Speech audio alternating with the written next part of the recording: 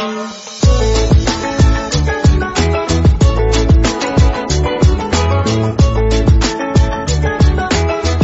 The lord. ప్రభు అయిన యేసుక్రీస్తు వారు ఈరోజు మనకు అందిస్తున్నటువంటి వాగ్దానం హోషేయ 12వ అధ్యాయం 6వ వచనం. కనికరము న్యాయమును అనుసరించుచు దేవుని యందు నమ్మికనుంచుము. యెహోవా ఇశ్రాయేలీయులకు వ్యతిరేకి అవుట.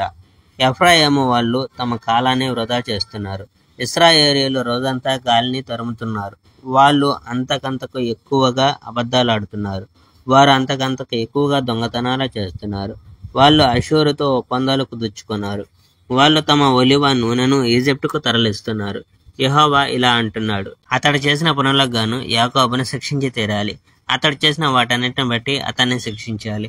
యాకోబు ఇంకా తన తల్లి కడుపులో ఉండగానే తన సోదరుని మోసగించడం ఆరంభించాడు. యాకోబు బలిష్ఠుడైన యువకుడు. అప్పట్లో అతను దేవునితో పోరాడాడు. యాకోబు దేవుని దూతతో పోరాడి గెలిచాడు. అతను విలపించి దేవుని ఒక సహాయం చేయమని అడిగాడు. ఇది బేతేలులో జరిగిన సంఘటన. అక్కడే ఆయన మనతో మాట్లాడాడు. అవును, యెహోవాయే సర్వసేనాధిపతి అయిన దేవుడు. ఆయన పేరు యెహోవా అనగా ప్రభువు. అందుకని మీరు మీ దేవుని యొద్దకు తిరిగి రండి. ఆయనకు విధేయులుగా ఉండండి. దయగల వారిగా నీతిమంతులుగా ఉండండి. సదా మీ దేవుని నమ్మండి. యాకోబు ఒక వ్యాపారస్తుడు. అతను తన మిత్రుడిని కూడా మోసగిస్తాడు.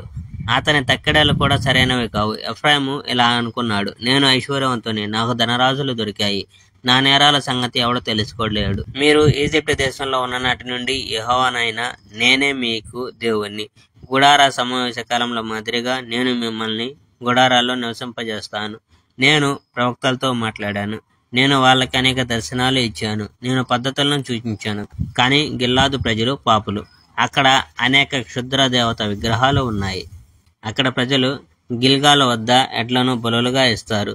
వాళ్లకు బలిపీఠాలు అనేక ఉన్నాయి. దున్నిన పురంలో బురద చాళ్ళు ఉన్నట్లే వాళ్లకు బారులుగా బలిపీఠాలు ఉన్నాయి. యాకోబు ఆరామ దేశంలోకి పారిపోయాడు. అక్కడ ఇశ్రాయేలు ఒక భార్య కోసం శ్రమ చేశాడు. మరో భార్య కోసం గొర్రెల్ని మేపాడు. కానీ యెహోవా ఒక ప్రవక్త ద్వారా ఇశ్రాయేలును ఈజిప్ట్ నుండి వెనక్కి రప్పించాడు. యెహోవా ఒక ప్రవక్త ద్వారా ఇశ్రాయేలును భద్రంగా కాపాడాడు. Praise the Lord. May God bless our India.